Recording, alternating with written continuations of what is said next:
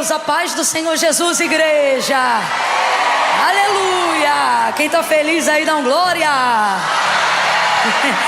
Deixa eu ver, se tem pentecostal, quando você ouvir alguém dando glória, você reage dizendo aleluia, né? Deixa eu ver, glória. Maravilha, é sempre bom poder retornar a Brasília. Feliz em conhecer a igreja de vocês hoje aqui. É uma honra, eu tenho certeza que foi o Senhor quem preparou esse dia. Como disse o salmista, este é o dia que o Senhor fez. Eu queria que você entendesse isso. Um dia como esse é um dia que já está pronto na agenda de Deus. É só a gente se dispor para usufruir daquilo que o Senhor já tem determinado sobre esse dia, sobre essa noite. Eu não sei como foi ao longo do seu dia hoje, mas eu sei que o Senhor há de coroar essa noite de tal maneira que Ele fará com que tudo que você passou ao longo desse dia tenha valido a pena, até que você chegasse a esse lugar. Se você compreende isso, eu vou contar de 1 a 3. Quando eu disser 3, você vai dizer assim, ó, ainda bem que eu vim. É 1, é 2, é 3, diga! Que foi o Senhor quem te trouxe. Pode ter certeza que foi o Senhor quem trouxe você aqui. Homens não fazem essa obra. Essa obra é do Espírito Santo. É Ele que convence. Talvez você está aqui achando até que veio pela insistência de um, pelo convite de outro. Mas não, irmãos, a nossa carne, voluntariamente para Deus, ela não opera nada que seja para a glória do Eterno. Quando a gente é capaz de fazer o que nós estamos fazendo aqui essa noite, isso é obra do Espírito Santo. Que obra é essa, Camila? Estar no lugar certo, na hora certa, fazendo a coisa certa. Foi o Senhor quem fez isso. Glória a Deus. Deus abençoe a essa igreja, aos bispos, pastores. Feliz de estar numa igreja de oração. Eu já estou sabendo que esse culto tem para mais de 30 anos, né? E é um culto marcado por oração. Irmãos, eu fiquei tão feliz hoje quando eu vi aquele casal de pastores subindo, e aí ele orou, depois ela orou. Rapaz, eu falei, Deus, que saudade que eu estava de mais orações na liturgia do culto. Rapaz, que culto bendito. Deus abençoe essa igreja. Glória a Deus. Eu tenho dito isso já há algum tempo, até postei isso hoje no meu history, que uma coisa, gente, é a gente falar sobre Deus. Eu vou fazer isso aqui agora, pregando a palavra. Eu vou falar de Deus. As palavras que eu vou falar estão na Bíblia. Aquilo que eu vou falar refere-se a dizer sobre quem Deus é, não sobre quem nós somos. Então eu vou falar de Deus aqui agora. Isso é bom. E a palavra de Deus é viva. Enquanto eu estou falando de Deus, eu, na condição de alguém que está pregando, eu tenho a condição e a possibilidade de, através do uso e da instrumentabilidade dessa palavra, ou seja, falando de Deus, abençoar, alcançar, transformar a vida de muitas pessoas que vão ouvir o que eu vou falar sobre Deus. Eu queria muito que você entendesse que isso é uma coisa. Você que está em casa aí, a gente está transmitindo online, não está? Isso é uma coisa. Agora, eu falar sobre Deus não muda a minha vida. Pode mudar até a tua, mas a minha não determina que muda. Porque o que muda a nossa vida não é falar sobre Deus, não é falar de Deus, mas é falar. Há uma diferença. Quem você acha que naquele grande dia, isso aí é a guitarra? É a guitarra? De vez em quando tu dá um gemido. Fica à vontade, tá? Pode ficar à vontade. Ministério de louvor, fica à vontade também. Pode sentar, daqui a pouco a gente sentido de novo. Não vai embora não, fica na minha vista. Fica por aqui mesmo, vai dando um glória a Deus junto comigo. Você da bateria, viu que Deus pegou a gente? Não dá uma de sóbrio não. Vem na loucura, tá? Você também, fica à vontade. Tudo que tem fôlego. Então veja. Quem você acha que naquele grande dia vai ouvir assim, ó: em teu nome eu fiz maravilhas, em teu nome eu curei. Gente, um ímpio que não é provido de dom, que não é provido de vocação, quem cura, o homem ou Deus? E isso tem que estar no exercício de um dom. Então, para o homem ter alguma coisa em nome de Deus, Deus tem que ter dado para ele, sim ou não? Agora, dom determina a salvação de alguém? Você pode fazer uso no exercício do dom e mesmo assim não estar tendo uma vida que vai te garantir a eternidade, sim ou não? Não é isso? Então vamos lá, quem você acha que naquele grande dia vai ouvir assim, ó: em teu nome eu curei, em teu nome eu fiz maravilhas? É o ímpio que está lá fora? É o ateu? É o cara que não quer saber de Deus? Estou dando aqui exemplos e categorias. Você acha que são essas pessoas que vão ouvir aquelas palavras naquele grande dia? Quem você acha que vai ouvir isso aí, gente? Quem está curando, quem está fazendo maravilha, quem está pregando, tem que estar no exercício do uso do dom ou de alguma coisa para ouvir essa palavra. Porque eles não vão dizer, de acordo com as palavras de Jesus: em teu nome eu tentei. Eles não vão dizer isso. Em teu nome eu fingia. Não, em teu nome eu curei. Então curou mesmo. Em teu nome eu preguei. Eu estou agora estendendo a atuação. Eu salvei, eu dirigi culto, eu cantei, eu pastoreei. E nada disso determina, irmão, porque não é sobre o quanto você é capaz de falar dele, é o quanto você se dedica a falar. Tua comunhão, teu relacionamento com Deus, é isso que determina. É a nossa relação, é a nossa intimidade com Deus. Estou falando besteira ou tem alguém entendendo o que Deus está falando aqui? Aleluia, aleluia, aleluia. Aí vem a pergunta que não quer calar: está falando com Deus? A maioria de nós fala de Deus até o dia inteiro. Fala de Deus com os amigos, fala de Deus no WhatsApp. A gente vê um acontecimento e diz: rapaz, isso aí é coisa de Deus, é coisa que Deus faz. E tudo isso é muito bom, mas eu preciso lhe falar a verdade: que a nossa liturgia, não só no culto, mas que a nossa vida dentro de casa não seja terceirizada por ouvir mensagem no YouTube. Não seja terceirizada por ficar sempre esperando que alguém ore por nós.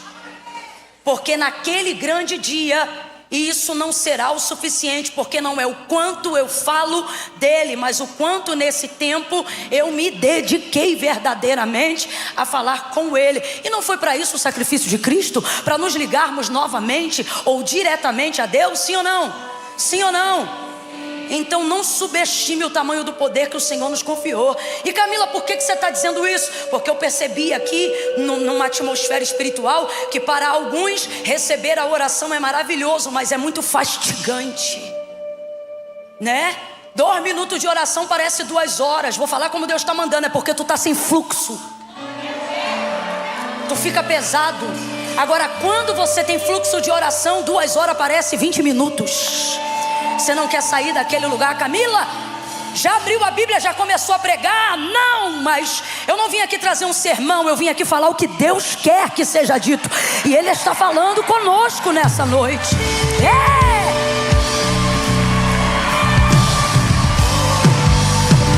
Glória! Quem entendeu, diga amém. Vamos para a segunda mensagem da noite. Evangelho de Jesus segundo escreveu João, capítulo de número 4. Oh glória. Evangelho de Jesus. Quem trouxe Bíblia aí, diga.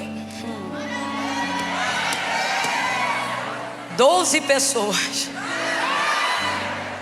Quem ainda anda com Bíblia na mão? Eu vou deixar para falar disso outro dia. Muita coisa para um dia só. Irmãos, andar com esse livro é um privilégio. A palavra de Deus é a palavra de Deus aonde quer que ela esteja. Amém ou não amém? Seja pintada numa parede, escrita num papel ou num aplicativo. A palavra de Deus é a palavra de Deus aonde quer que ela esteja. Então isso aqui não é uma crítica, é uma dica. que hoje em dia o politicamente correto deixou as pessoas tão chatas que a gente já tem que pedir desculpa antes de falar o que quer dizer. Irritação, chatice, gente mimada. Sem paciência, sem paciência. Então presta atenção, a palavra de Deus é a palavra de Deus aonde ela estiver. Se isso não fosse verdade, logo que aquele grupo extremista que havia saído da América e retornou, me ajude a lembrar.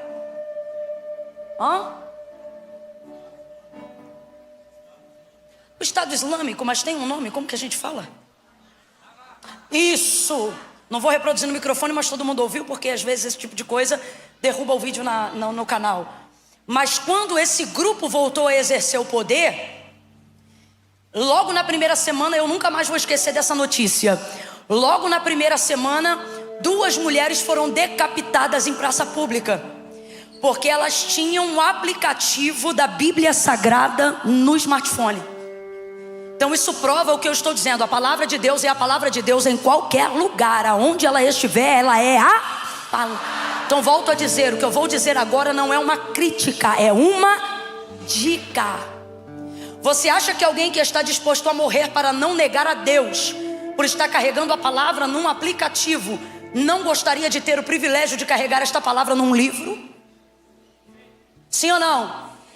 Andar com a Bíblia não é uma questão só de necessidade, é uma questão de honrar um privilégio. Se esse livro não fosse tão importante quanto de fato ele é, por quê? Porque todas as vezes que alguém quer fazer uma reformulação na sociedade, não começa por alguns clássicos como O Pequeno Príncipe, ou alguns outros que são mundialmente famosos e conhecidos, mas sempre começam por esse. Quando Hitler desenvolveu a ideia de promover uma raça ariana, o primeiro livro que era alvo nas bibliotecas era a Bíblia Sagrada. Eu me lembro que quando eu me converti, eu demorei a sair de casa com a Bíblia. Eu colocava ela ou na bolsa da minha mãe ou na bolsa de algum amigo que fosse crente, porque eu sabia que se me vissem com a Bíblia na rua, iam saber que eu estava indo para a igreja, e eu tinha vergonha de ir para a igreja, porque para mim ser crente era cafona. Para mim ser crente era dar o atestado de otarice. Então eu não queria que ninguém me visse com a Bíblia. E eu percebia que outras pessoas desenvolviam o mesmo comportamento, colocando a Bíblia em sacola, para que ninguém visse. Por quê? Porque não é apenas um livro, é um símbolo. E eu percebo a gente diminuindo o privilégio de uma liberdade que a gente pode usufruir isso. Então eu vou dizer pela 4ª vez, não é uma crítica, é uma... Ande com a sua Bíblia quando você vier para a igreja. Usa ela, folheia ela, gasta ela, sente ela, sabe? Esse aqui é incompetitivo, insubstituível, é único. Eu já disse isso certa feita, mas vou dizer de novo. Rui Barbosa não exercia o mesmo nível de cristianismo que a gente exerce hoje. Então eu não estou falando de protestantismo, mas tão somente de cristianismo.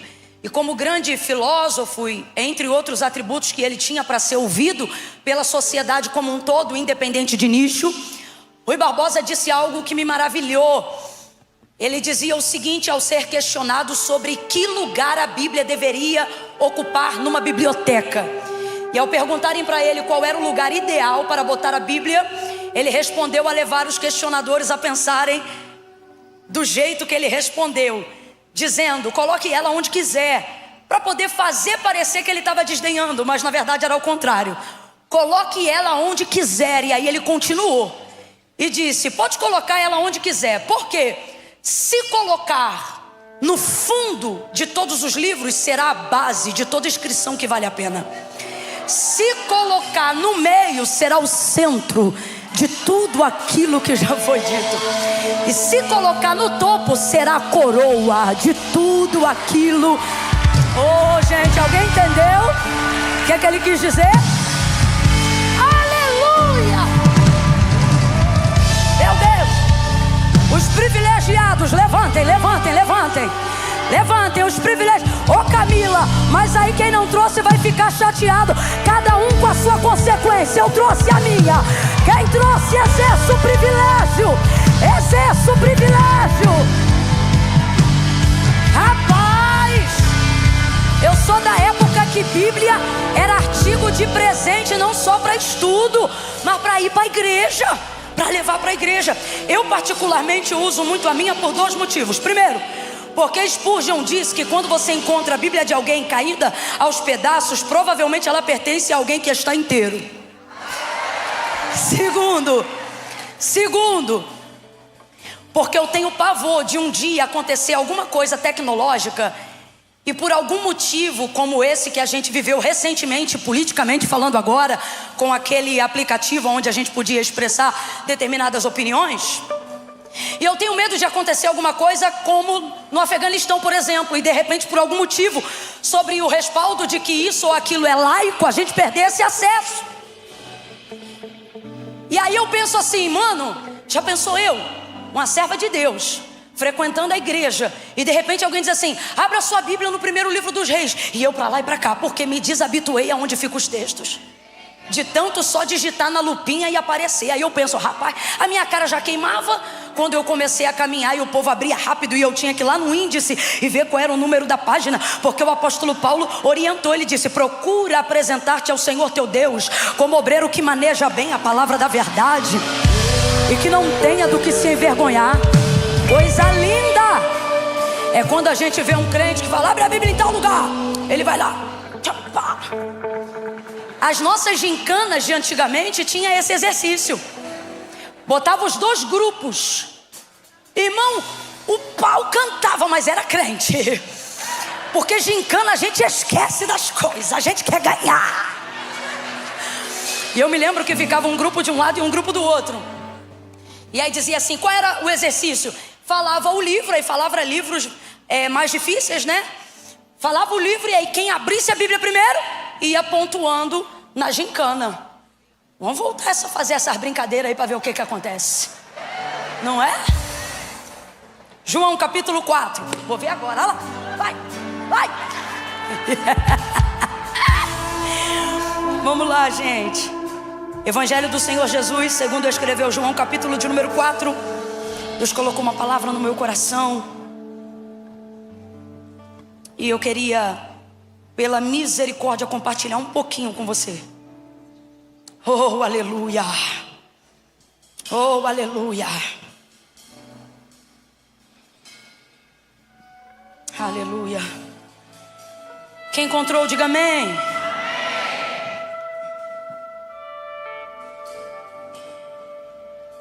Versículo 3 em diante, diz assim o texto: ele deixou a Judéia e voltou outra vez para a Galiléia. Ele deixou a Judéia e voltou outra vez para a Galiléia. E era-lhe necessário passar por Samaria. Chegou a uma cidade samaritana chamada Sicar, perto das terras que Jacó dera a seu filho José.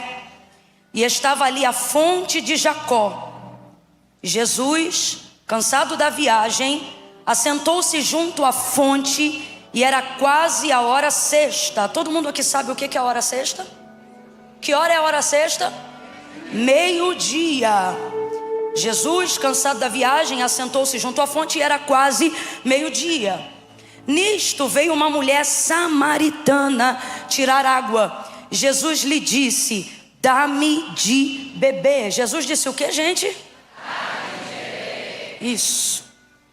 Seus discípulos tinham ido à cidade comprar comida. E respondeu-lhe a mulher samaritana: como sendo tu judeu, pede de beber a mim que sou mulher samaritana? Pois judeus não se dão com os samaritanos. E respondeu-lhe Jesus: se conheceras o dom de Deus e quem é o que te pede. Eu queria que você guardasse essa palavra, completa para mim, para você não esquecer. Olha o que Jesus disse para ela. Quando eu parar, você completa. Jesus disse para ela: se conheceras o dom de Deus e quem é o que te pede. Se conheceras o dom de Deus e quem é o que te pede. Se conheceras o dom de Deus e quem é o que te pede, dá-me de beber. Tu lhe pedirias, e ele te daria água viva. Disse-lhe a mulher: Senhor, tu não tens com que tirá-la, e o poço é fundo. Onde, pois, tem água viva? És tu porventura maior do que o nosso pai Jacó, que nos deu o poço, do qual ele próprio bebeu, bem assim os seus filhos e o seu gado? Respondeu-lhe Jesus: todo aquele que beber desta água tornará a ter sede, mas aquele que beber da água que eu lhe der, nunca mais terá sede. Pelo contrário, a água que eu lhe der fará brotar nele uma fonte que jorra água para a vida eterna. Diga amém por essa palavra. Diga amém por essa palavra. Oh, aleluia. Veja bem, João é enfático na sua escrita acerca da sua observação pessoal do que levou Jesus a entrar em Samaria. Qualquer judeu que fosse fazer aquela viagem, obrigatoriamente, praticamente, a faria em 6 dias. Qualquer outro judeu a faria em 6 dias. Por quê?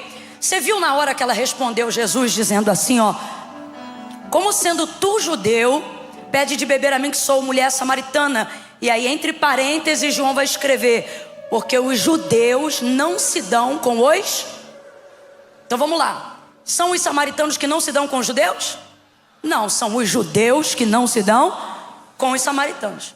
Então, em razão disso, todas as vezes que um judeu saía da Judéia e queria chegar na Galileia, as montanhas que cercam Samaria ficavam bem no meio do caminho. Então, a Judéia está aqui nessa caixa de retorno, a Galileia está ali naquela outra caixa de retorno, e essa mesa aqui é quem? Samaria. Dentro de uma geografia lógica, ocorria o seguinte: o judeu vai sair aqui da Judéia para ir lá na Galileia, ele vai dar toda uma volta em Samaria para não ter que topar com nenhum samaritano, porque judeus não se dão com os... Só que esse não se dá não significa antipatia. Esse não se dá é asco mesmo, é aversão, é nojo. Para o judeu, o samaritano não era considerado gente, raça humana, era considerado bicho. O termo cão, utilizado nesse contexto, não é o tipo de xingamento associado a bullying. É o tipo de xingamento onde dentro daquele contexto cultural tinha um peso muito grande. Era uma maneira de dizer: eu não te considero gente. Então essa era a pior ofensa verbal que um ser humano poderia fazer a outro naquela época e dentro daquele contexto. Então, para não ter que topar com nenhum samaritano no meio do caminho, eles tinham que dar uma volta na montanha. Aqui está a montanha, deixa eu ver que você está comigo. Se você está comigo, que lugar é aquele ali? Que lugar é aquele ali? E ali? E Jesus queria chegar onde? Tem gente falando em Samaria. Jesus queria chegar onde? E no meio, bem no meio, quem estava? Região montanhosa. Então, para não ter que topar com nenhum samaritano, qualquer judeu dobra o período dessa viagem. E ao invés de fazer essa viagem em 3 dias, que seria o cronograma ideal, passando pelo meio da província de Sicar, essa pessoa acaba tendo que dobrar a viagem e fazer a viagem em 6 dias. Porque ela acabava tendo que levar mais bagagem, mais coisas, tudo para não topar com nenhum samaritano. Um judeu convicto não vai comprar água com samaritano, não vai comprar comida com samaritano. Então vamos lá, a mala que a gente arruma para fazer uma viagem de 3 dias é uma, sim ou não? E a mala para fazer uma viagem de 6 dias é outra, sim ou não? Quem lembra de Jesus contando da parábola do bom samaritano? Alguém lembra? Ele fala dentro daquela narrativa, e não é à toa, quando Jesus conta a parábola do bom samaritano, historicamente falando, de certa maneira Jesus está fazendo alusão àquilo que acontecia na travessia entre Judeia e Galileia, porque por ignorar Samaria e não passar no meio do caminho e derrubar 3 dias da viagem, eles tinham que levar uma bagagem muito maior. tinha que levar água, tinha que levar comida. Por quê?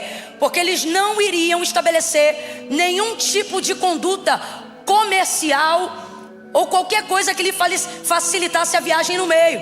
Então era 6 dias de viagem e com bagagem pesada. Diga assim após mim: mais longa e pesada. Então qualquer judeu dentro desse contexto fazia uma viagem para chegar ao destino mais longa e pesada. Fazia uma viagem para chegar ao destino mais longa e pesada. Como é que era a viagem? Como é que era a viagem? Por isso João vai escrever no seu texto, dizendo: e era-lhe necessário passar por Samaria. Jesus vai utilizar uma rota que nenhum judeu utilizaria. E a viagem, que naturalmente deveria durar 6 dias com qualquer um, com ele a princípio só deveria durar 3 dias. Porque tudo aquilo que estavam querendo ignorar no meio do caminho para chegarem na Galileia, Jesus não ignorou. Agora, ele fez isso muito alegre, ele fez isso muito feliz. De acordo com o relato de João, Jesus não está passando em Samaria com a mesma motivação que ele passava, por exemplo, na casa de Marta, Maria e Lázaro. Lá o texto vai dizer em João 11, se não me engano, que quando Jesus ia lá, o texto diz: e Jesus amava a Marta, a Maria e a Lázaro. Então você vai ver que Jesus tinha afinidades pessoais com aquela família, independente de exercício ministerial, diferente da passagem dele por Samaria. Aqui João está percebendo que ele não está indo só por espontaneidade, mas ele está indo para cumprir um exercício ministerial. Ou seja, eu não estou indo só porque eu gosto, eu não estou indo só porque eu quero, eu estou indo para fazer o que precisa ser feito. E o que precisa ser feito? Levar salvação ao perdido, levar restauração ao pecador, promover uma saída para aqueles que atravessaram a porta do erro, a porta do pecado, mas não sabem como retornar. Jesus, diferente de qualquer judeu, não deixa o seu status pessoal atrapalhar a obra. Jesus não deixa o número de seguidores do seu Instagram prejudicarem a sua opinião sobre algo ou alguém. Jesus não deixa os seus contratos, o seu CNPJ impedir os seus princípios. O que você está dizendo, Camila? Estou dizendo que a prioridade de Jesus é fazer aquilo que precisa ser feito, independente do que vão dizer, independente do que vão achar. A coisa é tão séria, só para você entender, a coisa é tão séria que Jesus fala para os seus discípulos irem para a cidade comprar comida. Aí eu te pergunto, ele estava com fome? Não, o texto diz que ele estava cansado. E nem sempre ele apresentava esse mesmo nível de fome que nós temos. Tanto é que quando tentaram fazer ele ingerir uma comida fora de horário, ele disse: minha comida e minha bebida é fazer a vontade daquele que me chamou. Jesus sempre prioriza o ministério e não as necessidades. Ele sempre prioriza a vontade do Pai e não a opinião alheia. Ele sempre prioriza o que Deus quer que ele faça e não o que as pessoas esperavam que ele fizesse. A verdade é que Jesus é a prova que, para cumprir com excelência um ministério, uma unção e a vontade de Deus, você vai involuntariamente frustrar muita gente. E ele não tinha preocupação com isso, porque importava lhe obedecer aquele que lhe chamou, ao ponto que ele mesmo vai dar testemunho de si próprio, dizendo: o Pai faz tudo o que eu peço. Mas por que ele faz isso? Porque eu sou filho? Não, o Pai faz tudo o que eu peço porque eu faço tudo o que lhe agrada. Então, quando ele precisava, o Pai chegava junto, porque Jesus é o tipo de homem que, ao cumprir o ministério na terra, não coloca afinidades acima da vontade de Deus, não coloca suas próprias vontades acima da vontade de Deus. Há nele a mesma alegria e o mesmo júbilo para visitar alguns amigos na região de Jerusalém, aldeias e cidades vizinhas? Não há. De acordo com o relato de João, parecia um tanto constrangedor aquilo que ele estava fazendo, mas mesmo assim ele fez. Primeira verdade que Deus está mandando eu liberar nessa noite sobre a nossa vida é: sabemos aonde estamos, sabemos aonde queremos chegar, mas muitas vezes terminamos espancados pelo meio do caminho. terminamos pesados demais para concluir a viagem, porque estamos dando mais atenção ao que os outros esperam de nós do que ao que Deus delegou para que nós fizéssemos.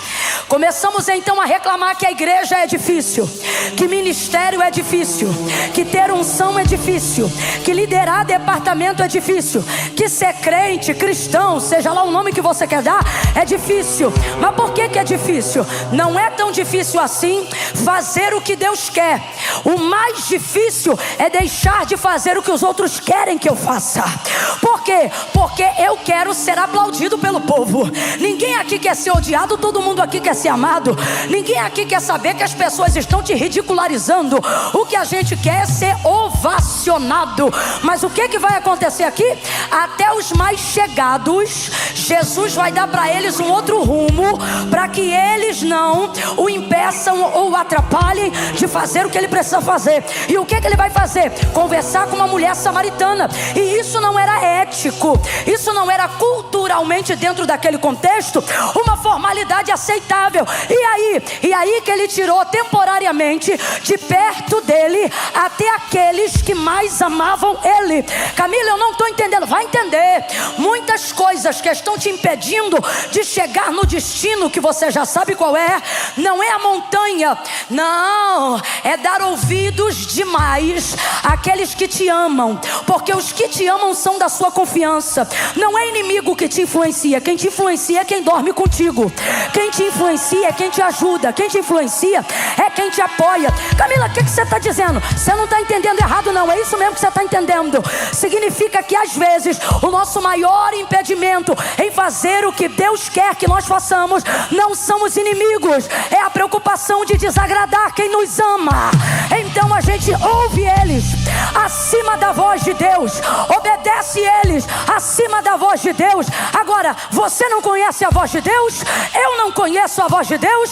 É claro que nós conhecemos, ou pelo menos estamos buscando conhecer a vontade de Deus. O que Jesus sabia? Que o destino era Galileia. O que ele sabia? Que Samaria estava no meio do caminho e ele tinha pouco tempo, porque a vida é um sopro. Olha para mim, Deus está usando a palavra dele nessa noite para dizer para a gente que não é cansaço, não é depressão, não é burnout que tem nos impedido de chegar no destino. Não é a obra de Deus, não é o que Deus mandou a gente fazer, é o que a gente deixa de fazer para agradar quem não manda, para agradar quem não garante, para agradar quem quer andar junto mas não sustenta. Camila, eu não estou entendendo. Irmão, ame, ouça conselhos, permita-se ser aconselhado, mas não sobreponha nenhuma voz à direção que Deus te deu. Se Deus te deu uma direção que vai desagradar alguém, faça a vontade de Deus e não da expectativa humana. É uma palavra simples que Deus está entregando, mas ela nos dá uma direção e uma garantia de chegar no nosso destino. A expectativa que colocam sobre nós é mais pesada de exercer do que a direção que Deus deu. Eu vou falar de novo. A expectativa que as pessoas impõem sobre você, ela é maior do que as renúncias que você precisa fazer para obedecer o que Deus mandou. Porém, no paralelo da obediência, você prefere dizer que o que Deus pediu é mais difícil. Só que o que Deus pediu para fazer vai te dar graça para você exercer. O que Deus te pediu para fazer vai te dar garantia para você chegar onde Ele falou. O que Deus te pediu para fazer é algo cuja carga não vai impedir você de exercer o que Ele falou. Ele disse: aprendei de mim, eu sou manso e humilde, e troca essa carga, porque o meu jugo é leve. O meu jugo é leve e o meu fardo é suave. Aí você diz: eu estou pesado por causa da igreja. Eu tô pesado por causa do ministério. Eu tô pesado porque Deus me chamou. Eu tô pesado por causa do chamado. Chamado cansa, mas não pesa. Chamado é o cansaço mais realizador do mundo. A grande busca da vida não é não se cansar, mas é aprender a se cansar pelos motivos certos. Quando você se cansa pelos motivos certos, você dorme exausto e acorda motivado para fazer tudo de novo. Agora, viver a vida e gastar a vida inteira para atender a expectativa de quem está ao nosso redor, em detrimento daquilo que Deus nos falou, mina de nós a energia, dobra a viagem e faz ela ficar, quem lembra? Longa. E se eu falar que já era para você ter chegado aonde você sabe que tinha que ter chegado? Ah, Camila, mas eu não cheguei por causa disso, por causa daquilo. Você não chegou, na maioria das vezes, eu não estou generalizando, mas na maioria das vezes não tem a ver com o tempo de Deus. É que na maioria das vezes usamos a nossa força, nossa energia, nossa reputação, nosso dinheiro para atender às nossas conveniências e não a vontade de Deus. Na maioria das vezes usamos a energia que Deus nos deu para exercer o propósito e usamos ela para fugir do propósito. Pegamos as pendências que aparecem no meio do caminho. Deixa eu ver se você ainda lembra. Ali, que terra é aquela? E essa ali? E aqui é quem? Vamos lá. Sai da Judeia para chegar na Galileia. De novo, quem está no meio? Quem não se dá? Os samaritanos que não se dão com os judeus, ou os judeus que não se dão com os samaritanos? Aí você diz, Camila, os dois não se dão. Não, mas os rejeitados aqui são os samaritanos. Tanto é que um judeu, se quiser, pisa em Samaria, mas um samaritano entra no templo em Jerusalém? Quando essa mulher confessa o pecado dela, ela deseja levar uma oferta para a expiação desse pecado. Aí Jesus vai dizer assim para ela, tu sabes que a salvação vem dos judeus. O que ele está dizendo para ela? Você sabe que quem errou foram vocês. Você sabe que quem miscigenou a raça e perverteu a liturgia legítima e original de adoração foram vocês. Então quem está errado? Você está com medo de falar? Eu não estou dizendo que é certo tê-los chamados de cães, e nem que agora eles não estejam corretamente ofendidos. Mas quem começou tudo? Quem está vivendo a consequência do seu erro? Bora, quem? Os samaritanos. Os samaritanos. Então nós identificamos que essa geografia aqui, ó, Samaria é uma terra de errados. Meu destino é certo. Eu não quero ter que passar em um lugar onde tem pendências antigas por causa de erro que essa própria gente cometeu. Então todo judeu que ignora Samaria está mandando de certa maneira uma mensagem social. Qual? Problema é de... Só que um problema que aparece no meio do caminho do seu destino manda uma mensagem para você. De fato você pode não se envolver por pensar assim, não fui eu que causei esse problema. Ou você pode fazer como fez Jesus, entender que não foi você que causou o problema, mas que você tem poder para... Foi Jesus que causou a guerra entre judeus e samaritanos? Não foi. Jesus tinha alguma coisa a ver diretamente com o problema que ocorreu entre judeus e samaritanos? Não tinha. A verdade é que há sobre nós o poder e a autoridade para, no nome de Jesus, resolver pendências que estão no meio do caminho que nos leva ao nosso destino. Mas preferirmos fazer como a maioria, ignorar. Só que Jesus nos reuniu aqui nessa noite para dizer, e se eu te disser que é ignorar que está minando sua força. Vou falar rasgado que é para todo mundo entender. Que é você sentir raiva do que fizeram, que está esgotando a sua autoridade para resolver o problema que não foi nem você que causou. Vou perguntar de novo: Jesus criou esse problema? Jesus criou esse problema? Então por que ele está passando lá? Porque ele vai resolver. Irmãos, eu não estou pregando para jardim de infância não. Uma mensagem como essa é Deus dizendo que nós estamos prontos para alimento sólido. E sabe o que é que ele está dizendo? Ei, volta aqui, presta atenção. E sabe o que é que ele está dizendo para nós? Pare de fugir dos problemas. O teu ministério não é um ministério que foge, é um ministério que resolve. O teu testemunho não é de fuga, é de solução. Você não foge da quimioterapia, você vai fazer a quimioterapia cantando e louvando ao Senhor. Um crente convicto não foge da montanha, ele entra nela e começa a resolver o que está fora do lugar. Eu estou sentindo uma autoridade muito grande aqui. Deus vai empoderar homens e mulheres para entrarem em situações aonde alguém diz: não se mete não, deixa isso para lá. Eles que são assim ou assado, que se entendam. O problema é que nessa de deixa para lá, o departamento está quebrando, a igreja está rachando, a família está dividida. Cada hora o Natal tem que ser na casa de um, porque se o B tiver, o A não vai, e é todo mundo parente. Deus está dizendo: até quando tu vai deixar essa montanha esmagar tuas relações, esmagar tua vida emocional?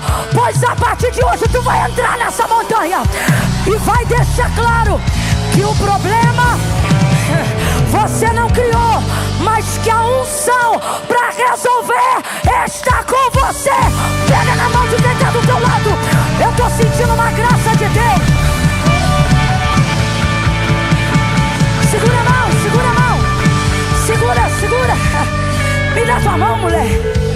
Segura a mão de quem está do teu lado aí agora. Segura de qualquer jeito não. Ai, irmã Camila, mas eu não conheço. Não precisa conhecer. Deixa ele perceber que não é uma noite de entretenimento gospel, nem de evento.